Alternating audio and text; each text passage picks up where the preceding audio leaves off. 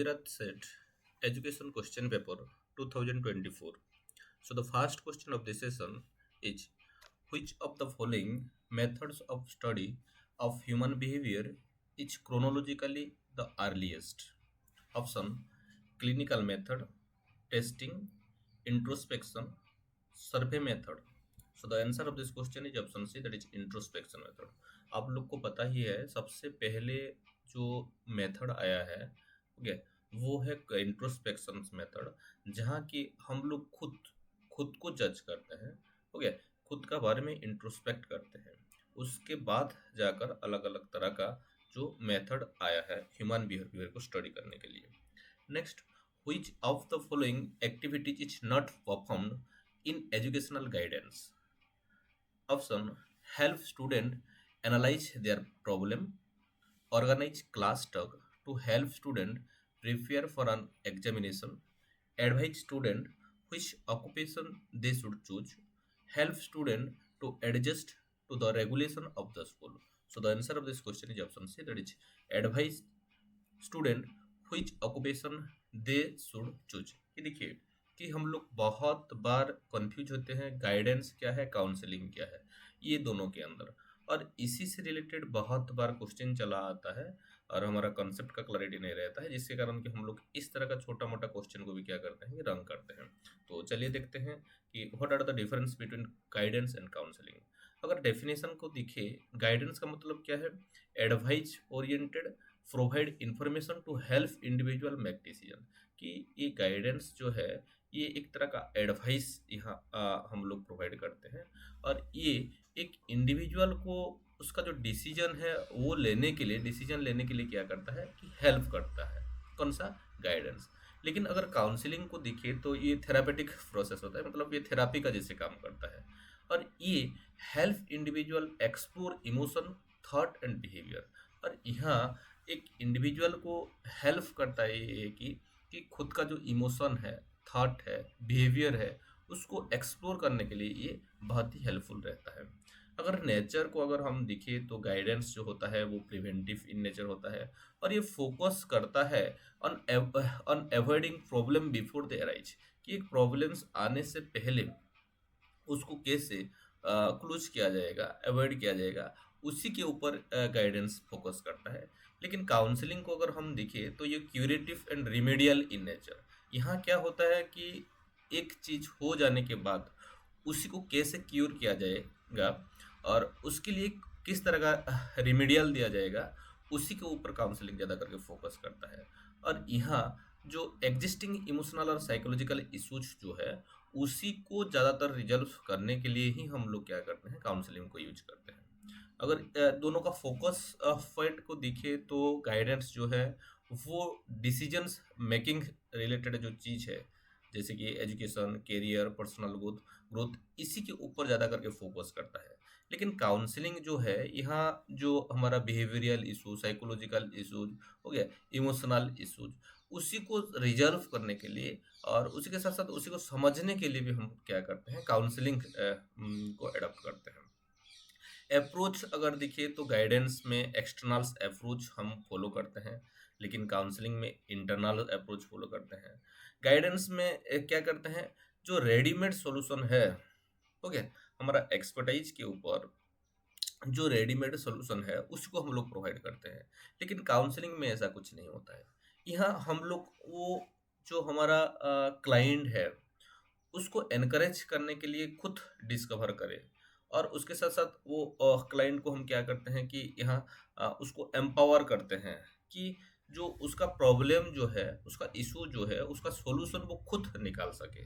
Okay. लेकिन guidance में क्या करते हैं हम लोग, जो रेडीमेड सॉल्यूशन रहता है उसी के ऊपर बेस करके हम लोग क्या करते हैं कि हम लोग प्रोवाइड करते हैं गाइडेंस। डिसीजंस का बात करें तो यहाँ the guide often make recommendation for the individual to follow. कि गाइडेंस में जो गाइड रहता है वो कुछ रिकमेंडेशन करता है कि ये चीज़ तुम कर सकते हो। लेकिन काउंसलिंग में क्या होता है, जो काउंसलर रहता है वो फैसिलिटेट करता है कि एक इंडिविजुअल का जो एबिलिटी है, हो गया, कि वो कैसे एक इंडिपेंडेंटली डिसीजंस ले सके, विदाउट एनी सजेशन रिकमेंडेशन, उसके लिए काउंसलर क्या करता है कि तैयार करता है एक क्लाइंट को यहाँ। हो गया। तो अगर एग्जाम्पल को अगर हम देखिए, जब एक टीचर एक स्टूडेंट को किस तरह का इलेक्टिव कोर्सेस लेने के लिए उसका जो परफॉर्मेंस है, एकेडमिक परफॉर्मेंस है, उसी को दिख कर किस तरह का कौन सा जो सब्जेक्ट इलेक्टिव उसको चूज करना चाहिए, जब उस तरह का कुछ एडवाइस दे रहा है तो उसको हम लोग गाइडेंस बोलेंगे। लेकिन जब एक काउंसलर एक स्टूडेंट को हेल्प कर रहा है कि कैसे उसका जो एंजाइटी है वो एग्जाम्स को लेकर, हो गया, वो उसी को कैसे वो मैनेज करे, उसके लिए जब हेल्प कर रहा है एक स्टूडेंट को एक टीचर और काउंसलर, तो उसको हम लोग काउंसलिंग बोलते हैं। नेक्स्ट क्वेश्चन जो है, which of the following concept was not propounded by Sigmund Freud. कि सिगमंड फ्रॉइड आप लोग को पता है कि एजुकेशनल साइकोलॉजी और साइकोलॉजी में एक बहुत बड़ा चेहरा, और वो बहुत सारे कंसेप्ट को इंट्रोड्यूस किए हैं। तो इनमें से दिया हुआ कौन सा जो कंसेप्ट वो सिगमंड फ्रॉइड का नहीं है? Electra complex, super ego, superiority complex, sublimation. So the answer of this question is option C, that is superiority complex। ये नहीं है, लेकिन इलेक्ट्रा कॉम्प्लेक्स तो है। हो गया। सुपर ईगो, ये भी आप लोग सुने होंगे, सब्लिमिशंस के बारे में भी आप सुने होंगे। तो चलिए देखते हैं कि जो जब फ्रॉइड का नाम आ रहा है तो हमारे दिमाग में 6 तरह का चीज आता है। पहले तो जो ईड, ईगो, सुपर ईगो, और उसी का रिलेटेड जो कॉन्शियसनेस, सब कॉन्शियसनेस और प्री कॉन्शियसनेस और अनकॉन्शियसनेस। कि देखिए, यहाँ जो ईड जो होता है उसी का वो ज़्यादातर हमारा अनकॉन्शियस एस्पेक्ट रहता है। ओके, जो कि प्लेजर प्रिंसिपल के ऊपर बेस करके बना हुआ रहता है। ओके, और ये प्राइमरीली प्रोसेस थिंकिंग, जो थिंकिंग है उसी का जो प्रोसेस के ऊपर यहाँ एम्फासाइज किया जाता है। और यहाँ हम लोग ज़्यादातर जो हमारा विश है उसी को कैसे भी करके फुलफिल करने के लिए हम लोग क्या करते हैं कि ट्राई करते हैं।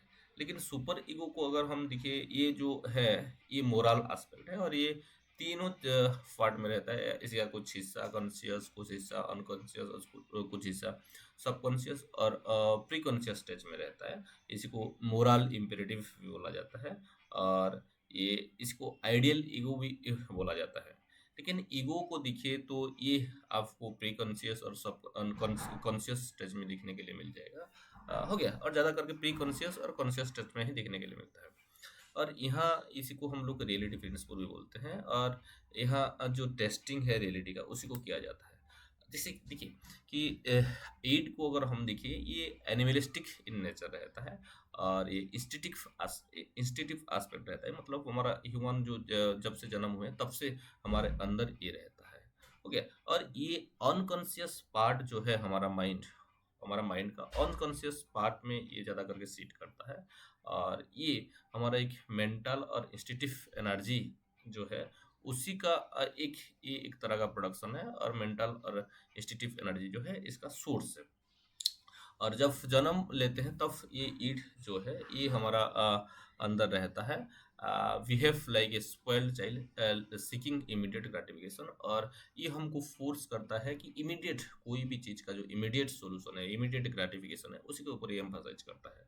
और ये बहुत ही सेल्फिश होता है। हो गया। इसके कारण ही हम लोग सेल्फिश बनते हैं, अनएथिकल बोलते हैं। और जो फॉलो नो रियलिटी और रूल्स की जो रियलिटी है उसी को ये फॉलो नहीं करता है। इसी को जो अच्छा लग रहा है, इसी का जो विश है उसी के पीछे ही ये बढ़ता है, ना कि कोई जो एथिक्स है, कोई रूल्स है उसी को फुलफिल करते हुए कुछ करता है। हो गया। ये खुद का बारे में सोचता है, और ये जो खुद का विश है उसी के ऊपर ज़्यादा करके एम्फसाइज करता है। ऑपरेट ऑन प्लेजर प्रिंसिपल, देखिए कि प्लेजर प्रिंसिपल के ऊपर ये बेस करके ऑपरेट करता है। और इसीलिए ओके कि प्लेजर के लिए ये वाला चीज कुछ भी कर सकता है, कुछ भी कर सकता है। प्लेजर और वो फैन को अवॉइड करने के लिए बहुत सारी चीज कर सकता है। और डिस्चार्जेस साइकिक एनर्जी इरेस्पॉन्सिबिलिटी, और ईड जो है यहाँ जो हमारा साइकिक एनर्जी जो है वो एक इरेस्पॉन्सिबल वे से क्या होता है, रिलीज होता है, डिस्चार्ज होता है, जिसके कारण कि हमारा जो प्लेजर प्रिंसिपल है वो बढ़ जाता है। हो गया। और जब बढ़ जाता है तब हम लोग अनएथिकल चीज जो कि रियलिटी से परे और जो रूल्स रेगुलेशन गाइडेंस से परे उसको हम लोग करना स्टार्ट कर देते हैं। The id if left unchecked can lead to thoughtless and irresponsible action. कि अगर हम लोग ईड जो है उसी को हम लोग बिना चेक करके छोड़ दे रहे हैं, तो ये एक तरह का थॉटलेस, मतलब बिना सोचे समझे जो चीज हम लोग करते हैं, कि कुछ कभी कभी बोलते हैं कि तू सोच कर ये क्या है या बिना सोचे क्या है। ओके, इस तरह का जो चीजें होता है वो जब हम लोग ईड को चेक नहीं करते हैं, अगर प्लेजर प्रिंसिपल को चेक नहीं करते हैं, तब हम लोग को क्या होता है, ये थॉटलेस एक्शन हमको देखने के लिए मिलता है। और इरेस्पॉन्सिबल एक्शन जो है वो भी हमारा दिखने के लिए मिलता है। To ensure individual and social welfare to other component of the psychic intervent. और इसी को बैलेंस करने के लिए हो गया इंडिविजुअल्स का जो वेलफेयर के लिए, सोसाइटी का वेलफेयर के लिए, और ईड को बैलेंस करने के लिए दो अलग तरह का कंसेप्ट है। एक है ईगो और दूसरा वाला है सुपर ईगो। अगर सुपर ईगो को देखिए तो ये अपोज करता है ईड को और रिप्रेजेंट करता है एथिक्स और मोरालिटी को। ईड तो क्या करता है, प्लेजर प्रिंसिपल के ऊपर चलता है, लेकिन सुपर ईगो जो है वो एकदम प्योर मोरालिटी एथिक्स का बात करता है। और इसीलिए ईड को वो हर वक्त क्या करता है, चेकआउट करता है और चेक करता है कि नहीं ये सही नहीं है। ओके, और ये लगभग 5 साल जब हो जाता है हमको, एक बच्चा को, तब सुपर ईगो का जो डेवलपमेंट है उसके अंदर वो हो जाता है और ये कॉन्शियस स्टेज में रहता है और conscience and internal judgement systems के जैसे ये काम करता है। seated in the unconscious but not influenced by the instinct of primitive types। कि देखिए ये तो तीनों पार्ट में रहता है, लेकिन ज़्यादातर हिस्सा ये अनकॉन्शियस हिस्सा में भी रहता है। लेकिन ये कभी भी जो इंस्टिंक्ट है, ईट ईट का जो इंस्टिंक्ट है और प्रिमिटिव ड्राइव जो है उसी के ऊपर इन्फ्लुएंस नहीं होता है। इंडिपेंडेंटली वो मोरल एथिक्स रूल्स रेगुलेशन इसी के तहत ये काम करता है। और ये आइडियलिस्टिक इन नेचर होता है और ये हर वक्त परफेक्शन के ऊपर ज़्यादा करके एम्फसाइज करता है rather than pleasure and destruction. Pleasure और डिस्ट्रक्शन को छोड़कर ये परफेक्शन के ऊपर ज़्यादातर एम्फसाइज करता है। और जो तीसरा कंसेप्ट है वो है ईगो, जो कि डेवलप फ्रॉम ईड एंड सर्फ आज एन इंटरमीडियरी बिटवीन। ओके, कि ये ईड जो है इसके लिए ये डेवलप हुआ है और ईड से ये डेवलप हुआ है, और जो इंटरमीडिएट का ये काम कर रहा है किसके बीच, the irrational instinctive demand of the ईड।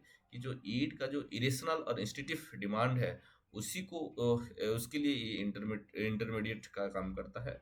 The realities of the external world, reality जो है उसी के लिए ये क्या करता है कि मीडिएटर का जैसे काम करता है।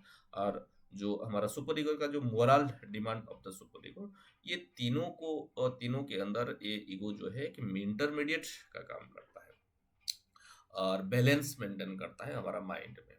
Control the id based on reality and seek to affair the super ego. हो गया, ये क्या करता है कि जो हमारा जो ईड है उसी को ये क्या करता है, कंट्रोल करता है रियलिटी को, और जो सुपर ईगो जो है उसी को अफीज करता है। Next, life and death instinct, ये दो चीजें हैं जो कि हमको देखने के लिए मिलता है। एक लाइफ इंस्टिंक्ट और दूसरा वाला है डेथ इंस्टिंक्ट। लाइफ इंस्टिंक्ट का बात करें तो इसको एरोच भी हम लोग बोलते हैं। और ये जो हमारा ह्यूमन बिहेवियर यहाँ क्या होता है, drive human behaviour toward the survival and species propagation. जो सर्वाइवल और स्पेसिस प्रोपागेशन के लिए जो ह्यूमन बिहेवियर है वो क्या करता है, लाइफ इंस्टिंक्ट से ही ड्राइव करता है। और इसी को हम लोग सेक्स और लव के थ्रू क्या करते हैं, एक्सप्रेस करते हैं। और फ्लूइड जो है इसी को एक्सप्रेस करने के लिए एक टर्म्स इंट्रोड्यूस किए हैं, वो है लिबिडो। और ये लिबिडो जो है वो हमारा सेक्सुअल अर्जेस और सेक्सुअलिटी जो है उसी के साथ क्लोजली रिलेटेड है। और ये भी प्लेजर प्रिंसिपल के ऊपर चलता है और ऑपरेट होता है प्लेजर प्रिंसिपल से। और जो फिजिकल प्लेजर पाने के लिए हम लोग यहाँ काम करते हैं। और फ्रॉइड के हिसाब से ऑल फिजिकल प्लेजर और अल्टीमेटली सेक्सुअल इन नेचर, उनके हिसाब से सारे के सारे जो फिजिकल प्लेजर है वो सेक्सुअल ही होता है। The sex urges is considered a fundamental force behind human behaviour at all ages. की देखिए ये जो सेक्स अर्जेस जो है ये एक तरह का फंडामेंटल फोर्स है। ओके, हम जो भी चीज कर रहे हैं कोई भी एज में, उसके लिए ये सेक्स अर्जेस जो ये एक फंडामेंटल फोर्स का जैसे काम करता है। अगर डेथ डेथ इंस्टिंक्ट का बात करें तो इसको थनाटस भी बोला जाता है। और ये डिस्ट्रक्शन, एग्रेशन और क्रुएलिटी, हो गया, और जो सुइसाइड, इस तरह का जो नेगेटिव चीजें है वो डेथ इंस्टिट में देखने के लिए हमको मिलता है। और represent the impulses towards self destruction या self destruction, harming to other, okay, इस तरह का चीजें देखने के लिए मिलता है। Okay, come into play when life instinct is suppressed और नॉट फंक्शनिंग प्रॉपर्ली। और डेथ इंस्टिट कब काम करता है, जब जब हम लोग, जो हमारा लाइफ इंस्टिट है वो सप्रेस्ड हो जाता है, और जो हमारा जो फंक्शन है उसका वो अच्छे से नहीं करता है, तब डेथ इंस्टिट काम करने लगता है। ओके, और उसी को छोड़कर जो फ्लूइड है वो कुछ स्टेजेस दिए थे, जैसे ओरल, अनालोफालिक, हो गया, फालिक, लेटेंसी, जेनेसियल, ऐसे 5 स्टेप दिए थे। और यहाँ से भी क्वेश्चन बार बार पूछा जा रहा है। ओरल स्टेज को अगर हम दिखे तो ये है फास्ट स्टेज फ्लूइड का, जहाँ की जो माउथ है ये उनके हिसाब से फास्ट एरोजेनियस जोन जो कि प्रोवाइड कर रहा है प्लेजर स्टूडेंट को। और ये begin with pleasure from sucking the mother nipple. और यहाँ जो बच्चा, जो माँ का जो निपल है उसको सक करके, वोटल को सक करके क्या करता है कि प्लेजर एक्सेस करता है। नेक्स्ट, अगर हम लोग प्लेजर को दिखे तो pleasure is terrified from putting object candy sticky thumbs into the mouth. और जब थोड़ा सा बच्चा बड़ा बड़ा हो जाता है तब ये जो माउथ है, जो वो चेंज होता है, कैंडी स्टिकी थम, इसी से उसको प्लेजर मिलने लगता है। एनल स्टेज का बात करें तो ये यहाँ माउथ से लेकर माउथ से हमारा जो एनस है और यूरिथ्रा है, यूरिथ्रा है, उसी की तरफ उसका प्लेजर शिफ्ट हो जाता है। और प्लेजर जो है is derived from controlling the release of retention of waste. और यहाँ जो हमारा जो वेस्ट का जो रिलीज है, ओके, रिटेंशन है, उसी से इसको क्या मिलता है, प्लेजर मिलता है। और ये ज़्यादातर 2 से लेकर 3 साल के अंदर देखने के लिए मिलता है। तीसरा जो फेज है वो है फालिक स्टेज। ये एक बहुत ही इम्पोर्टेंट स्टेज है जहाँ से बार बार क्वेश्चन पूछा जा रहा है। ओके, ये 4 साल की तरफ स्टार्ट हो जाता है। और इंटरेस्ट शिफ्ट, और यहाँ क्या होता है कि जो इंटरेस्ट है वो एलिमिनेशन ऑफ ऑर्गन टू क्या होता है कि जेनिसल की तरफ हमारा शिफ्ट हो जाता है। और यहाँ जो चिल्ड्रन रहते हैं start to notice biological sex difference. और यहाँ जो बच्चे हैं वो बायोलॉजिकल सेक्स डिफरेंस किस तरह से है उसी को नोटिस करना स्टार्ट कर देते हैं। Pleasure is gained by playing with and manipulating the genital organ. Okay, और यहाँ बच्चे को क्या करने से प्लेजर मिलता है कि वो जो अर्गान है, जेनिटल अर्गान जो है, हो गया, उसी से खिलने से और उसको मैनिपुलेट करने से ही उसको क्या मिलता है, प्लेजर मिलता है।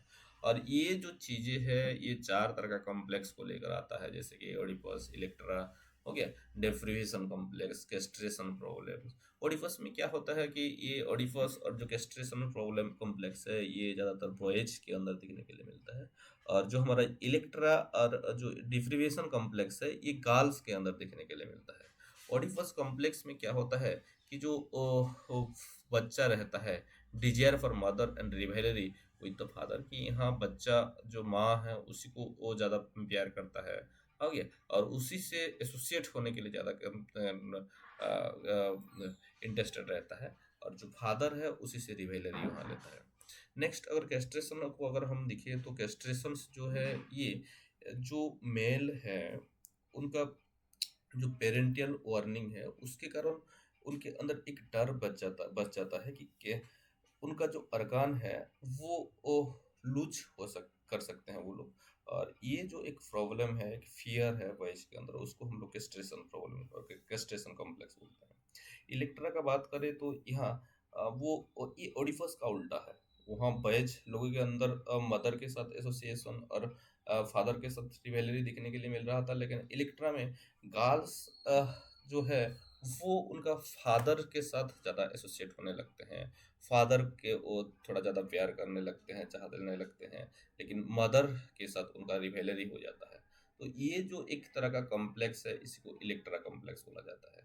और डेप्रिवेशन कॉम्प्लेक्स का बात करें तो जो फीमेल्स है ये जब फील करने लगते हैं कि जो मेल अर्गान है वो हमारे बॉडी पार्ट में नहीं है, मिस है, ओके, ये जो कॉम्प्लेक्स है उसी को हम लोग डेप्रिवेशन कॉम्प्लेक्स हम बोलते हैं। नेक्स्ट लेटेंसी का बात करें तो लेटेंसी जो है वो 6 ईयर से पुबर्टी तक चलता है। और यहाँ जो सेक्सुअल इंटरेस्ट है वो सब्सिडाइज हो जाता है। और यहाँ जो चाइल्ड है वो लोग फोकस करते हैं उनका पीयर रिलेशनशिप हो गया और पीयर लर्निंग के ऊपर थोड़ा ज़्यादा करके फोकस करते हैं। और यहाँ जो सेम सेक्स कंपनी है, सेम सेक्स टकिंग है, वो थोड़ा ज़्यादातर क्या होता है कि दिखने के लिए मिलता है। और लास्ट स्टेज जो कि जेनिशियल स्टेज बोल रहे हैं कि ये पुबर्टी से ही स्टार्ट होता जाता है। और sexual energy is directed towards opposite sex relationship. और यह ये स्टेज में जो सेक्सुअल एनर्जी है वो क्या करता है कि ऑपोजिट सेक्स रिलेशन के लिए एक बच्चे को क्या करता है, फोर्स करता है। और ये स्टेज में individual feel strong sensation and attraction toward opposite sex हो गया। और जब पुबर्टी स्टार्ट हो जाएगा तब बच्चे क्या होते हैं कि ओपोजिट सेक्स की तरफ क्या होते हैं कि अट्रैक्ट होना स्टार्ट हो जाते हैं, एकदम हाई लेवल पर रहता है। और सेंसेशन जो है वो भी एकदम हाई लेवल पर रहता है। ओके, देखिए ये एक बहुत ही अच्छा वाला पिक्चर है, ये फिगर है। यहाँ से आप बहुत सारी चीज सीख सकते हैं। और यहाँ से बहुत बार क्वेश्चन पूछा जा रहा है कि देखिए ये एक तो है अप्रोक्सीमेट एज, दूसरा वाला है फ्लूइड का स्टेज ओरल अनल फैलिक्स लेटेंसी जेनिटल, जो जिसको कि हम लोग अभी ही डिस्कशन किए हैं। हो गया। और तीसरा चौथे में है वो इरिक्शन स्टेजेस ऑफ साइकोलॉजिकल डेवलपमेंट। यहाँ से क्वेश्चन पूछा जा रहा है।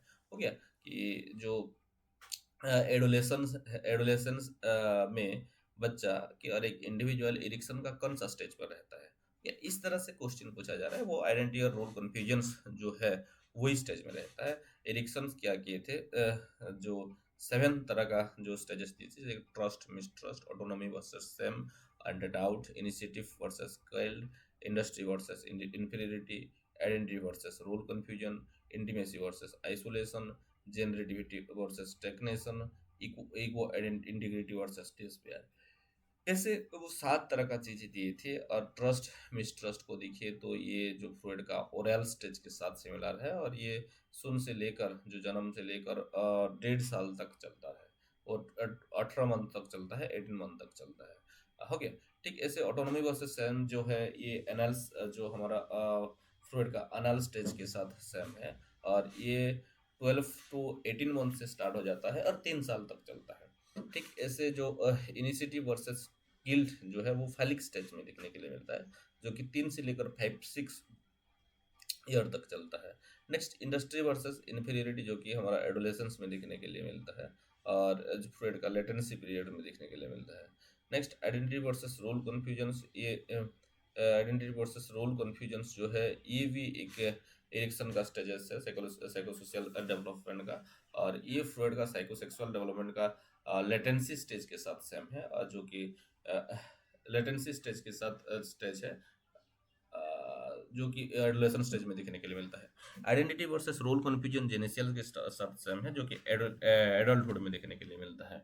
ओके, लेकिन सी यहाँ जो जेनिशियल है वो फ्रॉइड के हिसाब से एडल्ट में आता है। लेकिन एडोलेशंस जो है एरिक्सन के हिसाब से कहाँ होता है कि एडोलेशंस आइडेंटिटी वर्सेस रोल कन्फ्यूजन में ही आता है। ओके, लेकिन अर्ली एडल्टहुड अगर देखिए तो intimacy versus isolation, middle adulthood generativity versus stagnation, ऐसे इस तरह का चीज क्वेश्चन में पूछा जा रहा है। Next, the ability of to conserve area is a characteristic of which of the following stage of thinking: sensory motor stage, free operational stage, concrete operational stage, formal operational stage. So the answer of this question is option C, that is concrete operational stage. Next, assimilation and accommodation are the process that are involved in synthesis, equilibration, association, concept formation. So the answer of this question is option B, that is equilibration. कि देखिए जिन पियाजे जो है वो educational psychology और education field में एक बहुत ही बड़ा चेहरा है। और हर एक एग्जाम में अगर इनका थ्योरी मेंशन है तो आपको 1 से 2 3 4 क्वेश्चन तक आपको इनका थ्योरी से ही मिल जाएगा।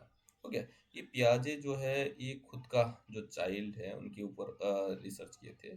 और इसीलिए पियाजे studied children thinking using what is called clinical method.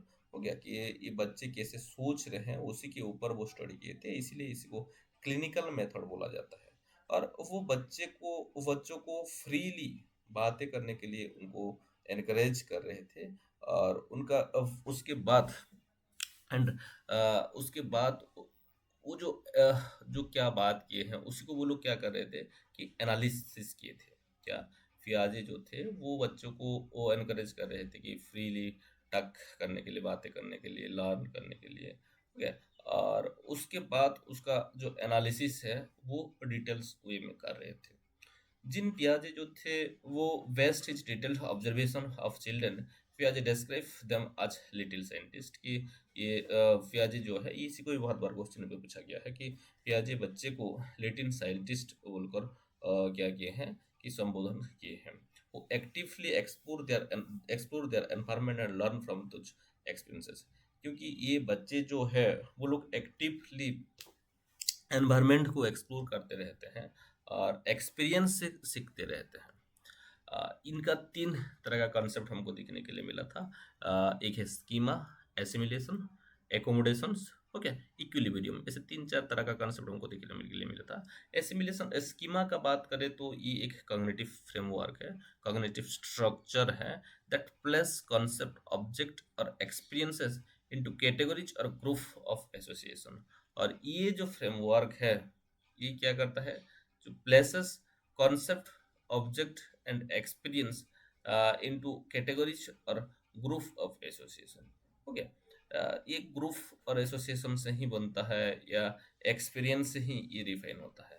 Assimilation का बात करें तो ये इन्वॉल्व रहता है responding to the thinking about an object और event in a way that consistent with one current way of thinking.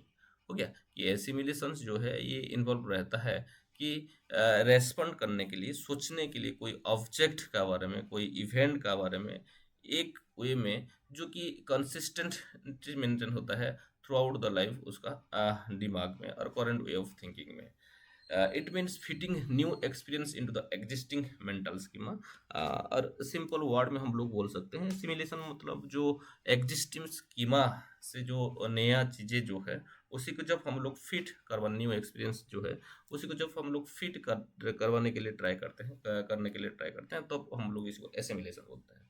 Accommodation का बात करें तो एकोमोडेशन में हम लोग क्या करते हैं, changing mental schema so that fit new experience. की या हम लोग हमारा जो मेंटल स्कीमा, एग्जिस्टिंग स्कीमा है उसी को ही चेंज कर लेते हैं ताकि जो न्यू एक्सपीरियंस है वो फिट हो सके। Okay, accommodations can occur in two ways. और ये एकोमोडेशन जो है वो दो वे में हमको देखने के लिए मिलता है। Modify an existing scheme to account for the new object और इवेंट। यहाँ जो हमारा जो एग्जिस्टिंग स्कीमा है उसको हम लोग क्या करते हैं कि जो न्यू ऑब्जेक्ट और इवेंट के हिसाब से हम लोग चेंज कर लेते हैं, नहीं तो form a new schema in order to make sense of the new object और इवेंट। और एक नया स्कीमा बना लेते हैं किसके लिए, to make sense of new object और इवेंट। की एक न्यू ऑब्जेक्ट और इवेंट के लिए एक नया स्कीमा ही हम लोग बना लेते हैं। नेक्स्ट एक कॉन्सेप्ट है इक्विलिब्रेशन। इक्विलिब्रेशन मतलब क्या है कि ये एक तरह का अटेम्प्ट है जहाँ की जो अनसर्टेनिटी है, हो गया, to resolve uncertainty to return to a comfortable cognitive state. कि कंफर्टेबल कॉग्निटिव स्टेट के लिए जो है ये यहाँ एक बैलेंस मेंटेन किया जाता है। और जब बैलेंस मेंटेन नहीं होता है तो उसको हम लोग क्या बोलते हैं, डिसइक्विलिब्रियम बोलते हैं। डिसइक्विलिब्रियम क्या है कि ये एक स्टेट है जहाँ की हमको कन्फ्यूजन्स देखने के लिए मिलता है, in which your schema do not fit your experiences. Okay, और यहाँ हमारा जो स्कीमा है वो हमारा एक्सपीरियंस के साथ फिट नहीं बैठता है। और पियाजे को लगता था, बिलीव करते थे वो, children are not just less knowledgeable than adult, rather they think in qualitatively different way. कि पियाजे के हिसाब से सारे के सारे जो लोग हैं, ओके, इंडिविजुअल है वो, चाहे बच्चे हो या इंडिविजुअल है वो, एक ही वे से, और वो सारे के सारे नॉलेजेबल हैं। ओके, और बच्चे जो हैं वो भी नॉलेजेबल हैं, जो एडल्ट है वो भी नॉलेजेबल हैं। लेकिन ये बच्चे जो है एक अलग वे में, एक अलग क्वालिटेटिव वे में क्या करते हैं, सोचते हैं। ओके, और ये कौन बिलीव कर रहा था, पियाजे के हिसाब से ये सब चीज़ है कि सारे के सारे समान से नॉलेजेबल है, लेकिन वो उनका जो सोच है वो थोड़ा सा क्वालिटेटिव है। और पियाजे के हिसाब से cognitive development depend on 4 factor. ये कॉग्निटिव डेवलपमेंट जो है वो 4 चीज के ऊपर ऐसे बेस्ट कर रहा है, जैसे कि biological maturation, experience with physical environment, experience with social environment and equilibrium. हो गया, ये 4 चीज को लेकर ही हमारा फिजिकल डेवलपमेंट हो रहा है। The process of moving from equilibriums and equilibrium to disequilibriums and back to equilibrium again is known as equilibration. कि देखिए कि इक्विलिब्रिएशन जो है ये एक तरह का प्रोसेस है जहाँ की हम लोग को क्या करते हैं कि इक्विलिब्रियम से डिसइक्विलिब्रियम्स की तरफ जाते हैं और फिर इक्विलिब्रियम्स की तरफ हम लोग आते हैं। ये जो प्रोसेस है equilibrium to disequilibrium, disequilibrium to equilibrium, ये प्रोसेस को हम लोग क्या बोलते हैं कि इक्विलिब्रेशंस बोलते हैं। अगर आप देखेंगे साइकोलॉजी बुक को तो कुछ बुक में इक्विलिब्रियम और इक्विलिब्रेशंस को सेम्स करके डिफाइन किया गया है, और ऐसे भी कुछ बुक है जहाँ की इसी में डिफरेंशिएट किया गया है इक्विलिब्रियम एंड इक्विलिब्रेशंस में। Equilibration is the central factor that the motivating force behind cognitive development। और ये इक्विलिब्रेशन जो है ये कोई भी चीज जो कॉग्निटिव डेवलपमेंट है उसको मोटिवेट करने के लिए एक ड्राइविंग फोर्स है। Initially childrens schemas are largely behavioral in nature, but over the times they becomes increasingly mental and eventually abstract। देखिए कि इनिशियली जो चाइल्ड होता है उसका जो स्कीमा होता है वो लार्जली बिहेवियरल इन नेचर रहता है, लेकिन ओवर द टाइम्स क्या होता है, दे becomes increasingly mental and eventual abstract. हो गया, पहले बच्चा का जो स्कीमा है वो बिहेवियरल रहता है, उसके बाद मेंटल बनता है और इवेंचुअली वो एब्स्ट्रैक्ट स्टेट की तरफ जाता है। हो गया, पियाजे आप लोग को पता ही है 4 स्टेज दिए थे, जैसे कि sensory motor, pre operational, concrete operational, formal operational. और सबसे पहला जो आ रहा है वो है सेंसरी मोटर, जहाँ जो कि 2 से लेकर 2 साल तक चलता है। और ये एक स्टेज है, mark the initial phase of intellectual development spanning from birth to approximately 2 year.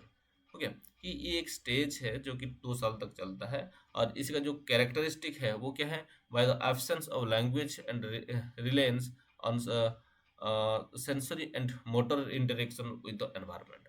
ठीक है, और ये जो स्टेज है यहाँ और क्या देखने के लिए मिलता है, sensory motor stage fast cognitive development when learner occur through physical action and sensory experience. कि यहाँ सारे के सारे जो लर्निंग होता है वो हमारा फिजिकल एक्शन और सेंसरी एक्सपीरियंस से होता है।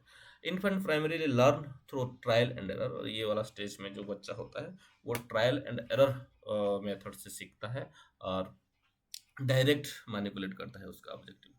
Development of driven by reflexes that gradually becomes intentional action. और यहाँ इंटेंशनल एक्शन हमको देखने के लिए मिलता है, और ये स्टेज में क्या किया जाता है, एम्फासाइज किया जाता है सेंसरी इनपुट के ऊपर और उसके साथ साथ मोटर रेस्पॉन्स के ऊपर। और ये इसी को cognitive growth is heavily tied to the infant's immediate physical surrounding. और यहाँ जो इमीडिएट सराउंडिंग, फिजिकल सराउंडिंग जो रहता है वो हेवीली टाइड अप होता है इन्फेंट का जो इमीडिएट नीड है उसके साथ। नेक्स्ट, अगर हम लोग डेवलपमेंटल पैटर्न को देखें तो ये क्या रहता है कि अनकोऑर्डिनेटेड रहता है। ये वाला स्टेज जो है यहाँ बच्चा का जो पैटर्न है वो अनकोऑर्डिनेटेड रहता है। रिफ्लेक्सिंग जैसे कि सकिंग, लुकिंग, रीचिंग, यहाँ कुछ भी कोऑर्डिनेशन रिफ्लेक्शन में तुमको देखने के लिए नहीं मिलेगा। लेकिन जब उसका जो 4 मंथ होने के बाद क्या हो जाएगा, कोऑर्डिनेटेड रिफ्लेक्स दिखने के लिए मिलता है। हो गया, क्या कोऑर्डिनेटेड रिफ्लेक्स दिखने के लिए मिलेगा, और इसके कारण enabling the child to interact effectively with environment. और इसके कारण जो चाइल्ड का जो इंटरेक्शन है ये बहुत ही एनवायरनमेंट के साथ इफेक्टिव बन जाता है। जैसे कि एक एग्जांपल अगर हम देखिए, the infant can suck while looking at the object being sucked. हो गया कि एक इंडिविजुअल शक करता है कि जब कोई चीज को दूसरा कोई शक कर रहा है तब वो खुद शक करना स्टार्ट कर देता है। ओके, यह कोऑर्डिनेटेड रिफ्लेक्स तुमको दिखने के लिए मिलेगा, जो कि 4 महीने से पहले आपको दिखने के लिए नहीं मिलेगा। This coordination develop through repeated interaction with environment. और ये जो कोऑर्डिनेटेड रिफ्लेक्स जो है ये एक बार में 4 मंथ हो जाने के बाद ऐसे नहीं आता है कि रिपीटेडली बच्चा जब बार बार कोई भी चीज दिखता है तब बच्चा क्या करता है, खुद उसको वो करना स्टार्ट कर देता है। नेक्स्ट है ऑब्जेक्ट परमानेंस, जो कि 8 मंथ के बाद ही बच्चे के अंदर डेवलप होता है। कि देखिए कि 8 मंथ के बाद the infant realise that object continue to exist even when out of sight. कि हम लोग यहाँ out of sight out of mind बोल देते हैं। ओके। लेकिन 8 मंथ के बाद क्या रहता है कि कोई चीज अगर नहीं है फिर भी बच्चे को लगने लगता है कि नहीं, वो चीज वहाँ है। हो गया, वहाँ वो चीज वहाँ है, तो इसी को हम लोग क्या बोल रहे हैं कि ऑब्जेक्ट परमानेंस बोल रहे हैं। अगर हम लोग एक एग्जांपल देखें, if A toy is partially hidden the child can find it. हो गया कि अगर कोई भी टॉय पार्शियली हिडन है तो उसको वो चाइल्ड ढूंढ ही लेता है। लेकिन अगर वो फुल्ली हिडन है then may not search initially. लेकिन अगर फुल्ली हाइड है तो पहले पहले वो सर्च नहीं करेगा, लेकिन बाद में क्या करेगा, the child will search for a toy hidden under the blanket indicating an understanding of object permanence. Okay. लेकिन बाद में वो चाइल्ड क्या करेगा कि जहाँ छुपाए थे वहां जाकर वो ढूंढेगा। और ये जो चीज है इसी को ही हम लोग ऑब्जेक्ट परमानेंस बोल रहे हैं। नेक्स्ट है कंसेप्चुअल अंडरस्टैंडिंग, जिसी को कि हम लोग को ग्रेजुअली डेवलप ये होता है। और the concept of object permanence evolves over time with in the cognitive structure. और ये जो ऑब्जेक्ट परमानेंस का जो कॉन्सेप्ट है ये क्या होता है, इवॉल्व्स ओवर टाइम। और ये ओवर द टाइम्स इवॉल्व होता रहता है with in the cognitive structure. एक कॉग्निटिव स्ट्रक्चर के अंदर वो क्या होता है कि शिफ्ट होता रहता है। Initially the infant does not realise object exist when out of sight. कि पहले पहले 8 महीने से पहले बच्चे को दिमाग क्या था, out of sight out of mind. ठीक है, लेकिन 8 महीने के बाद ये सब चीज देखने के लिए मिलता है। नेक्स्ट अगर हम लोग प्री ऑपरेशनल स्टेज को देखिए तो ये दूसरा स्टेज है सेंसरी मोटर के बाद। यहाँ सिंबलिक थिंकिंग हमको देखने के लिए मिलता है। लैंग्वेज लर्निंग जो है वो क्या करता है कि ये स्टेज में कॉग्निटिव एबिलिटीज को एनहांस करता है। और यहाँ जो सिंबलिक रिप्रेजेंटेशन है, इमेजिन इमेज रिप्रेजेंटेशन जो है वो दिखने के लिए हमको मिलता है। अगेन ये वाला जो स्टेज है इसको दो कैटेगरी में कैटेगराइज किया गया है। एक है प्री कंसेप्चुअल स्टेज, दूसरा वाला है इंट्यूटिव फेज। तो प्री कंसेप्चुअल को अगर हम दिखे तो 2 से लेकर 4 बजे तक है, लेकिन इंट्यूटिव को अगर हम दिखें तो 4 से लेकर 7 तक। Pre conceptual pre conceptual stage को अगर हम देखें तो यहाँ हम लोग क्या कर सकते हैं, कैसे इसको आइडेंटिफाई कर क्लासिफिकेशन कर सकते हैं कि यहाँ जो बच्चा रहता है वो आइडेंटिफाई कर सकता है कोई भी ऑब्जेक्ट को। हो गया, और उसके साथ क्लासिफाई कर सकता है। हो गया, they often make error in classification. लेकिन ये स्टेज में बच्चे को बहुत सारी दिक्कत और फेलियर का सामना करना पड़ता है, जैसे कि all mens daddy, all women mummy, all dog Mantu. हो गया, ये सब चीजें हमको 2 से 4 साल के अंदर ही दिखने के लिए मिलता है। नेक्स्ट ट्रांसडक्टिव रीजनिंग, यहाँ से बहुत बार क्वेश्चन पूछा गया है कि यहाँ ना इंडक्टिव ना डिडक्टिव, ट्रांसडक्टिव इंडर्निक थिंकिंग रीजनिंग यहाँ क्या दिखने के लिए मिलता है। और cow are beings big animals for a four leg and a long tail. The animal is big and four leg, four legs and a long tail, so it must be cow। हो गया कि जब हम लोग कोई एक animal को दिखाते हैं, एक काव को दिखाते हैं, तो एक एक बड़ा प्राणी है और उसका 4 पैर है, एक टेल है। हो गया, तो इसीलिए जब वो दूसरा कोई भी एनिमल्स दिख रहा है तो उसको क्या बोलता है कि ये क्या है, काव है। हो गया। Next pre conceptual phase. Pre conceptual phase जो कि 2 से लेकर 4 तक चलता है कि ये इमेजिनेटिव थिंकिंग यहाँ होता है। इगोसेंट्रिज्म दिखने के लिए मिलता है। नेक्स्ट जो स्टेज है इंट्यूटिव, जो कि 4 से लेकर 7 तक, यहाँ इरिवर्सिबिलिटी दिखने के लिए मिलता है।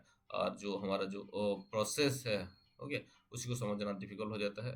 हो गया, example understanding that board brothers brother has brother is difficult।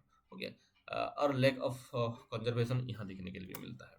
Next अगर कंप्लीट ऑपरेशनल स्टेज को देखिए तो यहाँ जो लॉजिकल थिंकिंग है वो डेवलप हो जाता है। थिंकिंग सिस्टम जो है वो सिस्टमेटिक अंडर रिलेटेड से बन जाता है। हो गया, लॉजिकल एंड सिस्टमेटिक थॉट बच्चे के अंदर डेवलप हो जाता है। इंडक्टिव डिडक्टिव अप्रोच बच्चा अपनाना स्टार्ट कर देता है। कंजर्वेशन जो है वो बच्चे के अंदर दिखने के लिए मिल जाता है। रिवर्सिव थॉट दिखने के लिए मिल जाता है। इंडक्टिव डिडक्टिव इगोसेंट्रिज्म्स, ठीक है, रिडक्शन एंड इगोसेंट्रिज्म्स ये यहाँ देखने के लिए मिलता है। Classification and serialisation, largest to smallest, problem solving with a concrete operations, हो गया। इस तरह का चीज़ें हमको कंक्रीट ऑपरेशनल स्टेज में देखने के लिए मिलता है। अगर हम लोग फॉर्मल ऑपरेशनल स्टेज का बात करें तो यहाँ abstract thinking, symbolisms, understanding of generalization, systematic and logical problem solving, hypothetical deductive thinking, enhance creativity and imagination, scientific and logical reasoning, interest in the abstract and future oriented thinking, intellectual advance and higher order cognitive skill। इस तरह का चीजें हमको देखने के लिए formal operational stage में देखने के लिए मिलेगा। अगर हम लोग इवेल्युएशंस करें क्रिटिकल पेज का थ्योरी को, तो बहुत सारे क्रिटिसिज्म देखने के लिए मिलता है। जो सबसे पहले आता है तो जनरलाइजेशंस। साइकोलॉजिस्ट बोलते हैं कि ये कुछ यूरोपियन चाइल्ड के ऊपर अनस्ट्रक्चर्ड वे में ऑब्जर्व किया हुआ एक थ्योरी है। हो गया। और उसके बाद इनकंसिस्टेंट परफॉर्मेंस, क्योंकि जो चीज़ें है वो कंसिस्टेंस नहीं रहता, वो इंडिविजुअल टू इंडिविजुअल वेरी रहता है। और उसके साथ साथ जो हमारा चाइल्ड है उसका जो एबिलिटीज है यहाँ उसको अंडर एस्टिमेट किया गया है, ऐसे इसको क्रिटिसाइज किया जाता है। और अलग अलग जो इंटेलेक्चुअल टास्क है वो वेरी करता है, लेकिन पियाजे बोलते हैं कि नहीं, एक स्टेज में ये होगा, दूसरा स्टेज में ये होगा। बायोलॉजिकल मेचुरेशन के ऊपर जो पियाजे है वो ज़्यादा एम्फासाइज किए हैं। और जो एनवायरमेंटल इन्फ्लुएंस है उसी को भी बहुत कम कंसिडर किए हैं। ओके। तो इसलिए इस तरह का क्रिटिसिज्म हमको देखने के लिए मिलता है पियाजे का थ्योरी के ऊपर। हो गया। ये पियाजे का थ्योरी का कुछ stages.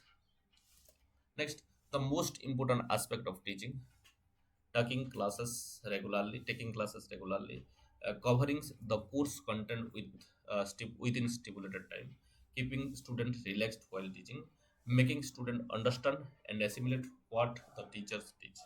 So the answer of this question is option D, that is making student understand and assimilate what the teacher teach.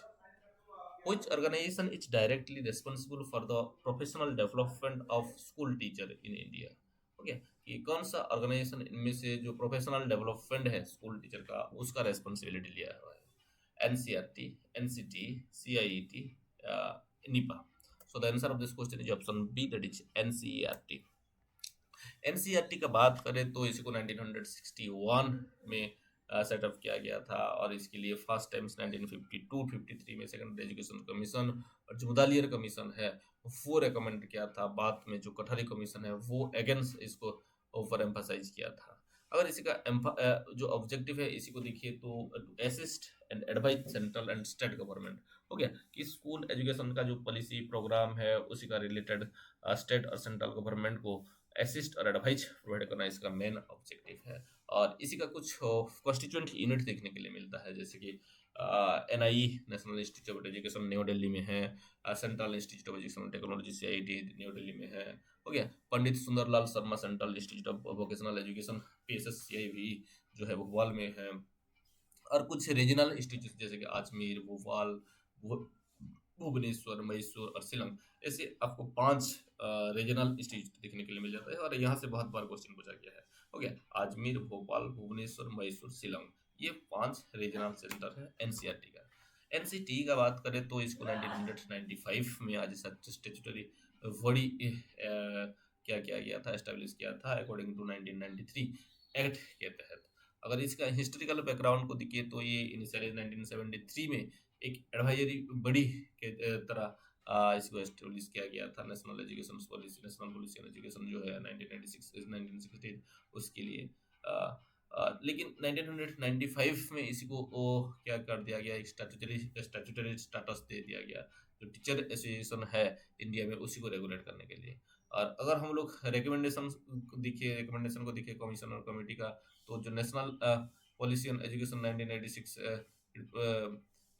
It's programmes action 1992 recommended strengthening NCT। हो गया कि देखिए 1986 जो पॉलिसी है वो एम्फसाइज किया था। उसके बाद जो रिवाइज्ड पॉलिसी आया 1992 में, प्रोग्राम वर्क एक्शन जिसी को बोला जा रहा था, वो भी इसके ऊपर एम्फसाइज किया था।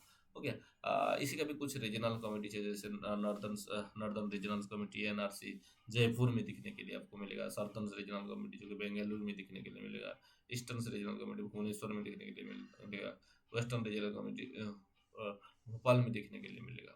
अगर हम लोग एनसीटी का बात करें तो इसका जो हेडक्वार्टर है वो न्यू दिल्ली में है।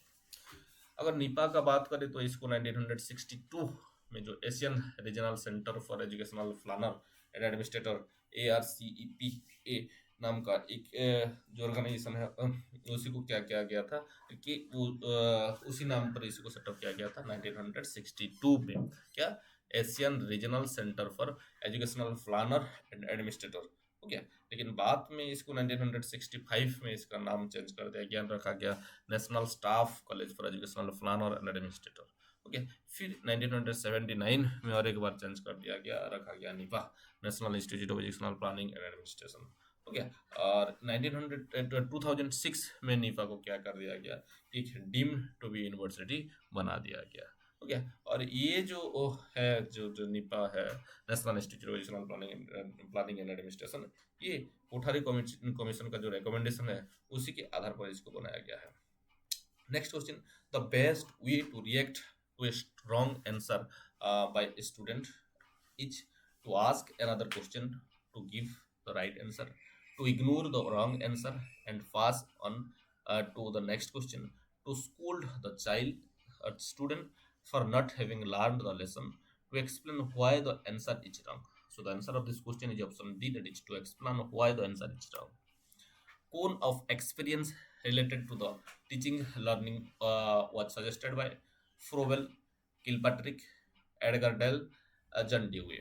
So the answer of this question is option C, that is Edgar Dell. आप लोग को सबको पता है कि ये है उनका कौन, और उनके हिसाब से अगर हम देखिए तो 10% जो चीज है हम लोग सुनकर उसको पढ़कर हम लोग क्या करते हैं कि उसको लर्न करते हैं। क्या करते हैं? लर्न करते हैं। लेकिन 20% हम लोग जब सुन रहे हैं, कोई बोल रहा है, उसी को हम लोग क्या करते हैं कि वहां से हम लोग लर्न करते हैं। ठीक है। नेक्स्ट 30% अगर हम जो जो भी चीजें हैं, जो वो इमेज हो या वीडियो है, उसी के थ्रू हम लोग लर्न करते हैं। 50% चीजें हम लोग कैसे लर्न करते हैं कि अटेंशन, हियरिंग, अटेंशन, वाचिंग, ये सब चीज के थ्रू हम लोग देखते हैं। 70% चीज कैसे सीखा जाता है कि दूसरे कौन हमको क्या कुछ बोल रहे हैं, उसी को सुनकर, हैंड्स ऑन वर्कशॉप करके, हो गया, कोलाबोरेटिव लेसन से लेकर हम लोग क्या करते हैं कि 70% चीजें सीख लेते हैं। 90% चीजें जो है वो क्या होता है, सिमुलेट्स और मॉडल्स और रियल एक्सपीरियंसेस की वो क्या कर रहा है, हम क्या करते हैं, हम लोग उसी से हम लोग सीख लेते हैं। Next, reflective teaching practices implies the use of one's recalling, reinforcement of learning, cognition, metacognition. So the answer of this question is metacognition. Option D, that is right. Match the column. Behavioristic, inquiry-oriented, competency-based. Knowledge and skill are developed by observation. Participant explore academic content by posing and investigating question. Participant becomes proficient through demonstrating mastery principle of operant conditioning used to teaching learning. So the answer of this question is option B, that is behavioristic is related to option D, that is principle of operant conditioning used for teacher training. Inquiry oriented, that is option B, participant explore academic content by posing and investigating questions. Competency based, that is option C, participant becomes proficient through demonstrating mastery. So the next question of this session is early education, early childhood education has been included in the context of life goal, literacy goal, millennium goal, sustainable development goal. So the answer of this question is option D, that is sustainable development goal. अगर हम लोग निष्ठा का बारे में बात करें, निष्ठा के बारे में बात करें तो निष्ठा 4.0 is for dash early childhood care and education, foundational literacy and numeracy, elementary level, secondary level. So the answer of this question is option A, that is early childhood care and education. अगर हम लोग निष्ठा को देखिए तो इसका जो full form है, एक्रोनिम्स है, वो है National Initiative for School Head and Teachers. क्या? National Initiative for School Heads and Teacher, Holistic Advancement. Okay, ऐसे करके उसका एक्रोनिम रखा गया है। और ये जो चीज़ है ये 2019 में department of school education and literacy जो है इसको लॉन्च किया था। और इसी का अगर मेजर ऑब्जेक्टिव को देखिए तो to build the capacity of teacher and school principal, जो स्कूल प्रिंसिपल है और स्कूल टीचर है उनका जो कैपेसिटी है उसको डेवलप करना, मोटिवेट करना टीचर को कि स्टूडेंट्स के अंदर वो लोग क्रिटिकल थिंकिंग जो है उसको डेवलप एनहांस कर सके, एनकरेज कर सके, और उसके साथ साथ एक इंक्लूसिव क्लासरूम एनवायरनमेंट बना सके। और उसके साथ साथ जो उनका जो क्वालिटी है स्कूल एजुकेशन का इंटीग्रेटेड टीचर्स ट्रेनिंग के थ्रू उसको डेवलप किया जा सके। ओके, कि देखिए अब तक वो निष्ठा 4.0 आ चुका है, और निष्ठा का जो अलग अलग जो अलग अलग निष्ठा जो है 1.0, 2.0, 3.0, 4.0, इनका अलग अलग ऑब्जेक्टिव है। अगर निष्ठा 1.0 को अगर हम देखिए तो ये एलिमेंट्री लेवल का जो चीजें है उसी के ऊपर ही ज्यादा करके फोकस करता है। निष्ठा 2.0 को अगर हम देखिए ये सेकेंडरी लेवल्स का टीचर प्रिंसिपल के लिए बना हुआ है। निष्ठा 3.0 को अगर हम देखें तो ये निपुण भारत, ओके, निपुण भारत के ऊपर ये बेस करके बना हुआ है। नेक्स्ट निष्ठा 4.0 को अगर हम देखें तो ईसीसी जो है early childhood and care education के ऊपर बेस करके बना हुआ है। द समग्र शिक्षा scheme was launch 1819 with the aim to universalize quality school education program. 1819, okay. Option preschool to 12, class 1 to class 12, class 1 to class 10, class 1 to class 8. So the answer of this question is option A, that is preschool to class 12. Okay, ये देखिए ministry of human resource and development जो MHRD government of India का एक ministry था, वो समग्र शिक्षा को 2018 में, ओके, आज integrated scheme of school education इसी को लॉन्च किया था। और समग्र शिक्षा स्कीम में जो तीन चीज हो गया, तीन मेजर जो स्कीम, जैसे कि सर्व शिक्षा अभियान, राष्ट्रीय माध्यमिक शिक्षा अभियान और teacher education SSA Ramsar teacher education T जो है, वो तीनों का मर्ज कर दिया गया। ओके, और समग्र शिक्षा का जो मेन एम था वो क्या था, inclusive and equitable quality education जो है वो प्रोवाइड करना। ओके, जो बच्चे हैं 4 से लेकर 18 ईयर तक, उनको क्या प्रोवाइड करना, inclusive and equitable quality education provide करना, इसका मेन ऑब्जेक्टिव था। Secondary in the country and accordance with UN sustainable, okay, कि ये जो सेकेंडरी है हमारा कंट्री के लिए in accordance with UN sustainable development goal, okay, और ये हमारा जो यूएन का जो SDG 4 जो है उसी को फुलफिल करने के लिए ये एक बोल्ड कदम है।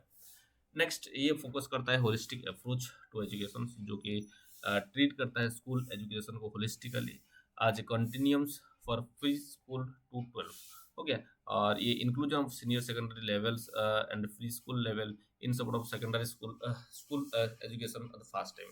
ओके, यह फर्स्ट टाइम प्री प्राइमरी से लेकर हायर सेकेंडरी तक क्या किया गया है कि इंटीग्रेट किया गया है। एडमिनिस्ट्रेटिव रिफॉर्म्स लेकर आना है, single and unified administrative structure बनाना है इसका मेन मकसद, जिसके कारण कि एक हार्मोनाइज्ड इम्प्लीमेंटेशन हो सके। Next, flexibility to state to prioritise their intervention, और जो स्टेट को फ्लेक्सिबिलिटी प्रोवाइड किया जा सके ताकि उनका जो इंटरवेंशन है उसी के ऊपर वो लोग ज़्यादातर फोकस कर सके। और उसके साथ साथ एक इंटीग्रेटेड एडमिनिस्ट्रेशन लुकिंग, जैसे कि स्कूल आज ए कंटिन्यूम्स ऐसे करके ये एम्फासाइज किया है। नेक्स्ट, क्वालिटी एजुकेशन के ऊपर एम्फासाइज किया है, enhance focused on improving quality of education, quality of education, जैसे कि 2T जिसको टीचर एंड टेक्नोलॉजी के ऊपर एम्फासाइज किया है। Enhance capacity building of teachers and school head, जो टीचर एंड स्कूल हेड है उनका जो एनहांस कैपेसिटी बिल्डिंग कैसे हो सके उसी के ऊपर एम्फासाइज किया है। और जो टीचर एजुकेशन इंस्टीट्यूशन जैसे कि CRT डाइट हो गया, इसी का इम्प्रूव क्वालिटी को कैसे इम्प्रूव किया जा सके, और जो प्रोस्पेक्टिव टीचर्स जो है उनका क्वालिटी कैसे इम्प्रूव किया जा सके इसी के थ्रू उसी के ऊपर एम्फासाइज किया है। SCRT to be the nodal institution for in service teacher and free service teacher training, okay, will make training dynamic and need based, कि ये SCRT जो है उसको नोडल इंस्टीट्यूशंस बना दिया गया है इन सर्विस के लिए और pre service teacher, pre service के लिए, इन सर्विस के लिए, और pre service teacher training institutions जो है उसके लिए ट्रेनिंग जो है उसको डायनामिक कर दिया गया है और नीड बेस्ड बना दिया गया है। जो राष्ट्रीय आविष्कार अभियान जो है उसी को लॉन्च किया गया है ताकि जो साइंस और मैथ जो लर्निंग है उसको फोकस किया जा सके। उसके बाद पढ़े भारत प्रोग्राम्स को लॉन्च किया गया है, फाउंडेशनल स्किल जो है उसको डेवलप करवाने के लिए प्राइमरी लेवल पे। और जो प्रोविजंस है ऑफ ग्रांट, लाइब्रेरी ग्रांट जो है वो भी 5,000 से लेकर 20,000 तक क्या किया जा रहा है फॉर ईच स्कूल प्रोवाइड किया जा रहा है। डिजिटल एजुकेशन के ऊपर फोकस किया गया है, जिसके कारण के operation digital board operation black board तो स्टार्ट हुआ था कभी, हो गया, लेकिन अभी स्टार्ट कर दिया गया ऑपरेशन डिजिटल बोर्ड। यहाँ से क्वेश्चन पूछा जा रहा है, हो गया। सेकेंडरी स्कूल में इसी को इम्प्लीमेंट कर दिया गया है, और ये जो स्टेप है वो 5 साल के लिए लिया गया है। और उसके साथ साथ जो डिजिटल टेक्नोलॉजी जो है, जैसे कि smart classroom, digital board, H DTH channel, ये सब कुछ क्या कर दिया गया है, लिंक इंटीग्रेट कर दिया गया है। जैसे कि यूडेस प्लस सागुन, हो गया, इसी को भी लिया गया है, और ICT इंफ्रास्ट्रक्चर को स्ट्रेंथन किया गया है। और उसके साथ साथ जो स्कूल है उसको भी स्ट्रेंथ किया जा रहा है। जो ट्रांसपोर्ट फैसिलिटी है चिल्ड्रन का, हो गया, वो क्लास 1 टू लेकर 8 क्लास तक, हो गया, उसको प्रोवाइड किया जा रहा है। कॉम्पोजिट स्कूल ग्रांट जो है वो 14,500 से लेकर 50,000 तक था, जो कि क्या कर दिया गया है, 25,000 से लेकर 1 लाख तक बढ़ा दिया गया है। और स्पेसिफिक प्रोविजन पर स्वच्छता एक्टिविटी, जो स्वच्छता एक्टिविटी, स्वच्छ विद्यालय, उसको स्टार्ट कर दिया गया है। और उसके साथ साथ जो इंफ्रास्ट्रक्चर है उसी के ऊपर एम्फासाइज किया जा रहा है। गर्ल्स एजुकेशन के ऊपर एम्फासाइज किया गया है, इसीलिए KGBB जो है, हो गया, 6 टू लेकर 8 से लेकर 6 टू लेकर 12 क्लास तक उसको इम्प्लीमेंट कर दिया गया है। सेल्फ डिफेंस ट्रेनिंग प्रोवाइड किया जा रहा है सीनियर सेकेंडरी स्कूल में। बेटी बचाओ बेटी पढ़ाओ स्कीम लॉन्च किया गया है। इंक्लूजन्स के लिए RT एक्ट को यूनिफाई किया गया है, हो गया। और इसी के थ्रू 400 से लेकर 600 रुपी फॉर स्टूडेंट को यूनिफॉर्म्स के लिए प्रोवाइड किया जा रहा है। और जो टेक्स्ट बुक के लिए 150 से लेकर 250 से लेकर 400 पर चाइल्ड एनम क्या कर दिया गया है कि एलोकेट किया गया है। और जो CWSN जो चिल्ड्रन विद स्पेशल नीड है, उनके लिए 300 जो पहले मिल रहा था, अभी 35 रुपया का स्टाइपेंड उनको प्रोवाइड किया जा रहा है, हो गया, ऊपर एनम्स प्रोवाइड किया जा रहा है। और stipend for 200 for month for girls with special need for class 1 to 12। और जो गर्ल्स जो है 1 से लेकर 12 क्लास तक, जो गर्ल्स चाइल्ड है, हो गया, उनको 200 रुपीज प्रोवाइड किया जा रहा है, जो गर्ल्स CWSN के अंदर आ रहे हैं। स्किल डेवलपमेंट के ऊपर फोकस किया गया है, वोकेशनल स्किल जो कि ऊपर प्राइमरी लेवल्स में प्रोवाइड किया जा रहा है, ओके। नेक्स्ट स्पोर्ट और फिजिकल एजुकेशन के ऊपर प्रोवाइड किया गया है, और यहाँ भी ग्रांट को बढ़ा दिया गया है। रीजनल बैलेंस के ऊपर फोकस किया जा रहा है। नेक्स्ट जो क्वेश्चन है, what is the full form of NPST, national professional standard for teacher, national proficiency standard for teacher, national plan for science teacher, national plan for science and technology. So the answer of this question is option A, that is national professional standard for teacher.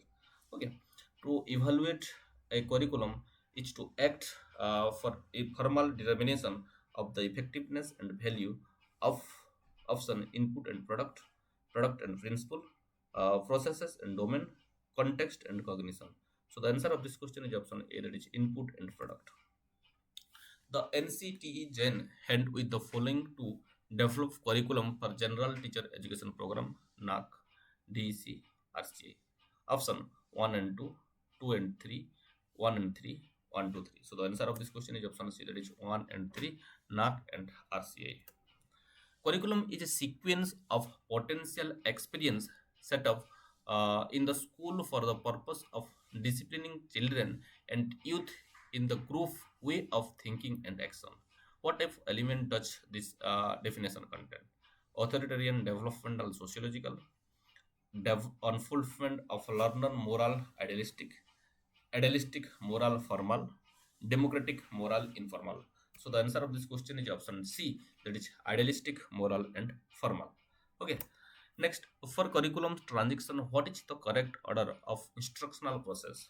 Analyze, develop, develop, analyze, develop, analyze, develop, design, analyze. So the answer of this question is option A, that is analyze, develop, and design.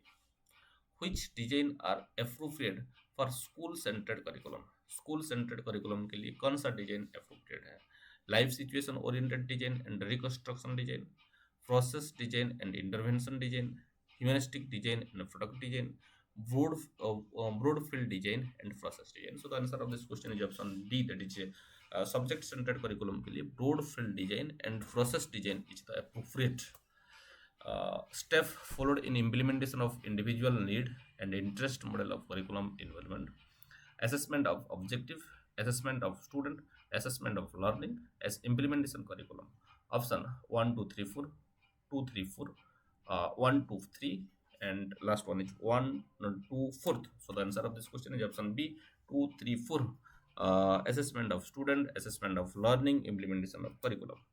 Next, curriculum change does not entail uh, systematic sequence ranging from goals to means, creating condition for productive work, involving change divide to emotional factor, require competencies in different combination at different point of work.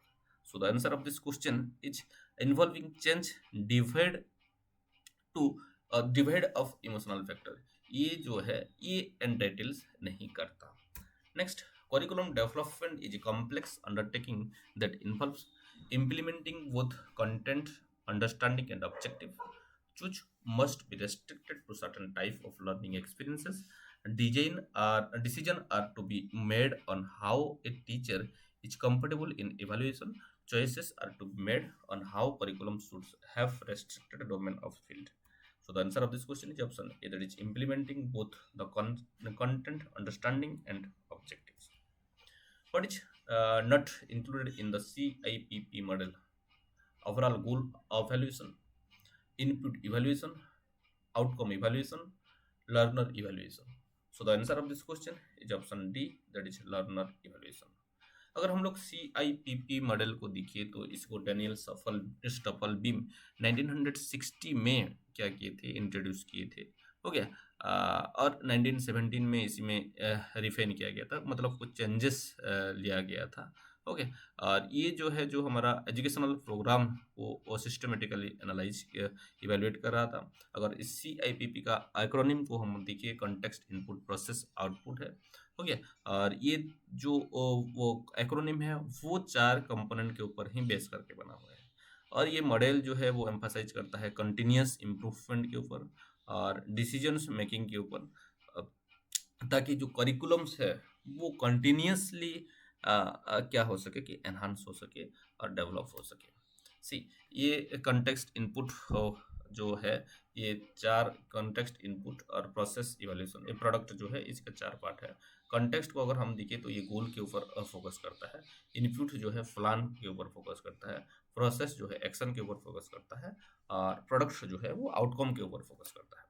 Next, the definition of curriculum as curriculum should be conceived as an epitome of the rounded whole of the knowledge and experience of human race is given by Frovel, Munro, Taylor, Bacon. So the answer of this question is option A, that is Frovel.